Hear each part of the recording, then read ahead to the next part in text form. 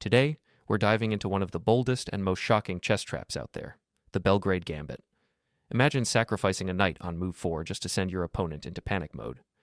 The Belgrade Gambit starts with a sudden strike in the center, and then a bold leap forward with your knight, an opening that looks solid on the surface but hides a tricky and dangerous trap underneath. It seems like a blunder, but it's actually a calculated trap. Many opponents will take the bait and grab the pawn on a 4, thinking they've won a free piece. After all, why not take more space and material, right? That's when the trap is sprung. You respond with queen to e2, pinning the knight on a 4 to the king on e8. Now black can't mirror you with queen to a 7 because your knight on d5 controls that square. The usual response for black is to play pawn to f5, trying to protect the pinned knight, but this only opens up their king even more. At this point, you strike again with knight to g5, adding a second attacker to the knight on e4. Now the knight is both pinned and under direct threat. Black's position is quickly collapsing, and they're running out of good options.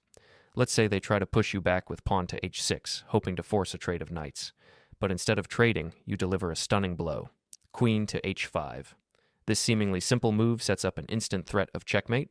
Your knight on g5 covers the crucial f7 square, and unless black can do something drastic, checkmate is coming on the next move. Black might try to regroup and defend with knight to a 7, covering the king and offering a trade of knights, but this doesn't fully solve their problems. And let's be honest, many players, especially at the club level or online blitz, won't find this defense in time.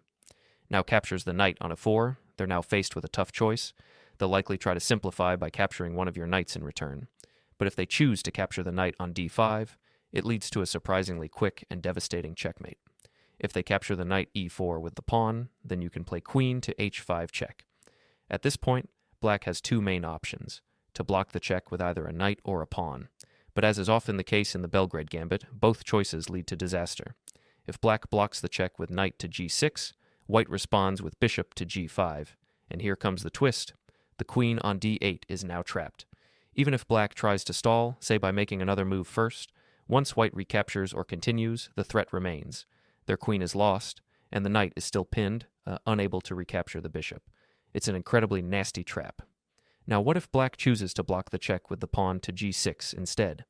That may look more solid, but then white continues with queen to e5, and suddenly black's entire position is overwhelmed. Here's why. The rook on h8 is under threat. The pawn on c7 is weak and vulnerable to a knight fork. The knight on d5 is ready to jump into f6, launching a direct attack on the king. And don't forget the pin along the e-file, which ties black's pieces down even further. Black is overloaded with threats, and this is exactly what makes the Belgrade Gambit so fun and effective. Even if black tries to find a way out with a defensive move like pawn to d6, the position is far from safe. Their idea is to challenge your powerful queen on e5, force it back, and later capture your aggressive knight on d5. At first glance, it seems like a solid, logical move aimed at neutralizing your attack. But white has a stunning reply that turns the tables completely. Bishop to c4. This isn't just a flashy developing move, it's actually the best move in the position according to engine analysis. It comes with a deeper purpose, to lure black into making a fatal mistake. If black accepts what looks like a free queen with pawn, takes queen on a 4, they fall right into a beautiful mating pattern. White responds with knight to f6, delivering checkmate. The king has no escape, no defenders are nearby, and the coordination between your knight and bishop seals the game. It's a brilliant example of tactical precision, sacrificing the queen not just for shock value, but to finish the game with an elegant, unstoppable checkmate. This sequence showcases the attacking power of the Belgrade Gambit.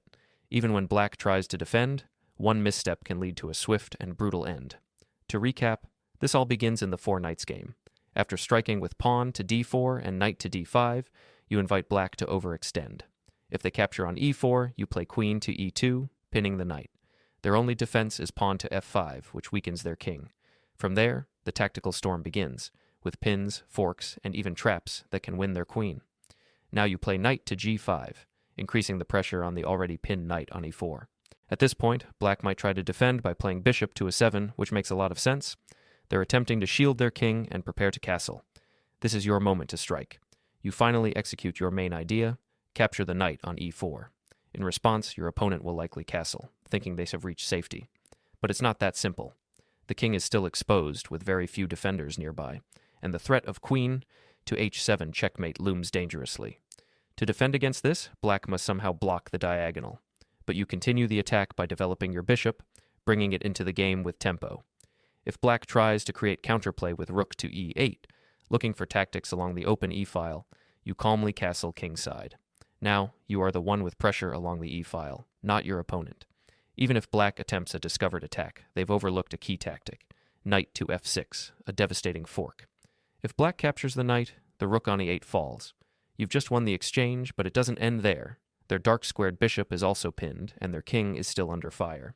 You can now freely bring in your rook and bishop for a crushing attack. The position is collapsing. There's one important line that we can't overlook.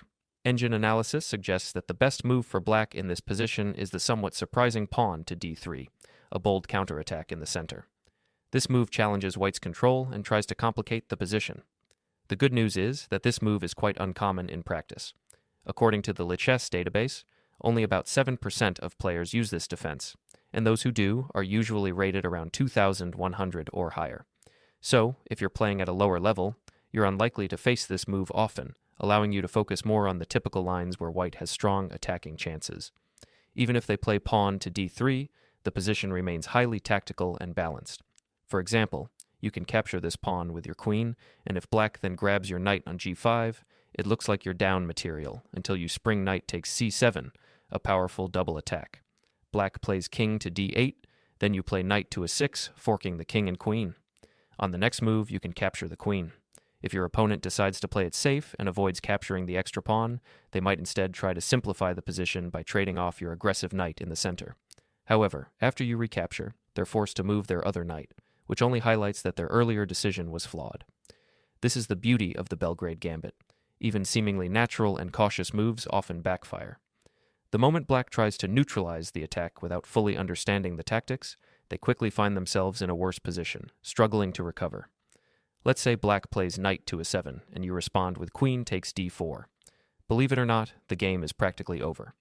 Black's position is incredibly difficult to untangle, and they have no clear way to castle or develop smoothly. If you continue with normal development, you'll find that black's king remains vulnerable.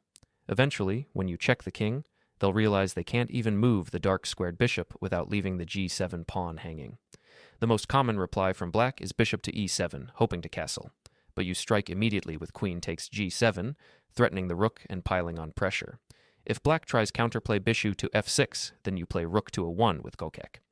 They often end up moving the king to d7, a desperate attempt to escape. But now the king is exposed in the center, and you can bring in more pieces for a crushing attack. This is the power of the Belgrade Gambit. Natural moves lead to chaos, and one mistake is all it takes to collapse the entire position. Thanks for watching. If you enjoyed this Belgrade Gambit trap, don't forget to like, subscribe, and hit the bell for more deadly chess tricks. Drop a comment if you've used this in your games, and I'll see you in the next one.